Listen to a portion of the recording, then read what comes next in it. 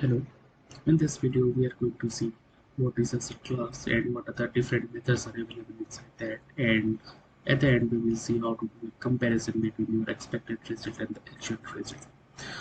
So Assert is a class where there are print there are a couple of methods are available inside this class, and this particular class is the where we can do the comparison, and based on some of our condition our test result will pass or fail. So whenever we are writing a test case, our intention to give a status to a particular test result. That means either it should be skip, pass, failed, or any other status. So some status we should pass to the our unit test. Now using this Assert class we can achieve that one. That means we can compare our actual and expected result, and based on that we can decide what is the status of our test execution. Now inside this Assert class there are many methods are available. We will see what is AreEqual. For that reason I have written an integer value a equal to 10, integer value b equal to 20. Now here I am doing the addition of a and b, and I am storing that value with c.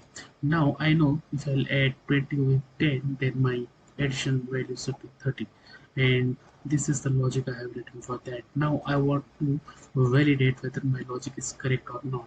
So for that I can use assert class, and from that I can use assert.areEqual, and I want to do the comparison. So what I want to compare, so first I want to compare with my expected value, and what I'm expecting of this 10 plus 20, it's 30. Then what is my actual result? My actual result is storing inside C. Okay, now I have written a single assert line here, so which will do the comparison, and it will give a status to my test result. So let's run it. Now can you see my result is passed. With Assert.AreEqual, now I can compare my actual and expected result. Similarly, if I will have two string and I want to do a comparison of that, let's say my expected string is test and my actual string is a test1. Now this is not matching it here, right? So if I'll run it, it will fail. And as it is failed, you can see in the message here that it is saying that my expecting value is test and my actual value is test1. Due to that reason, now this test case got failed.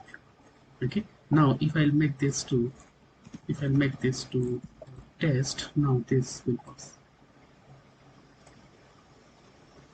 because my expected and actual value was same. So due to this reason it got passed. So you can pass on any data type, you can pass on to object result to compare it, and based on your comparison result it will test case will pass or fail. Let's say I want to compare with the boolean value. So first I will say true, then I will make it as a actual result as false. Now if I run it, it will fail because I'm expecting true but I'm actually is false. So due to that reason the test got failed here, and you can see that in the messages as well. Okay, and if I'll make this to true again, so now if I'll run it, it will pass.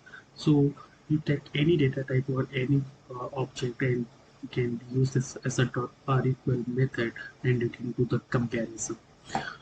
Now I have another requirement for that.